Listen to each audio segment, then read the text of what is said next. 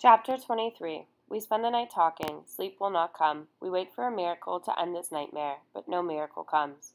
The sun rises warm and bright. The bloody Nazi raids begin again.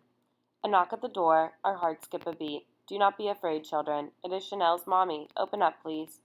I hear a soft, familiar voice. Chanel's mommy. As if we would not know her as Mrs. Borowicz. She's always Chanel's mommy, even though her Chanel is gone. Dead.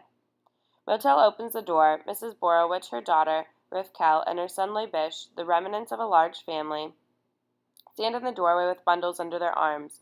Mrs. Borowicz is only in her 40s, but she looks so much older now. She stretches her arms toward me. My dear little girl, my dear child. I wonder if she is speaking to me or her Chanel. I hold tightly to her and feel my mother's arms around me. Riva, Mrs. Borowicz whispers, I hope we will always be together. You are all my children. I cannot live without my children. I feel a lump in my throat. I remember Mama. She, too, spoke those words, only a few weeks before the Nazis took her from us. I swallow hard. We must hope, Mrs. Borowicz. We must hope. She touches my hair with trembling hands. My Chanel always had hope. She speaks it to herself. My Chanel always had hope. She waited hopefully for the day when she would be freed, for the day when she would be well. The day never came.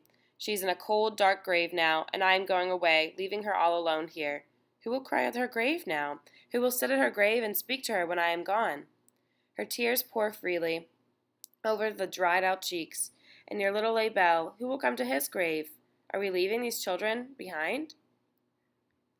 It is only for a while, Mama. It is only for a while. Leibish puts his arms around her. She buries her gray head in his chest, sobbing violently. He kisses her head softly. Slowly we take our bundles into our hands, trying to prolong the departure. Again my eyes rest on the bookshelves. They will survive. Moshel's words echo in my ears. They will survive. We lock the building, we lock the door, and slowly walk outside the building in a deadly silence like a funeral procession. Corolla, Beryl, and their mother are waiting in the street for us. We thought it would be easier on all of us to just meet in the street and go. Beryl says, as if apologizing for not coming into the house, let's go.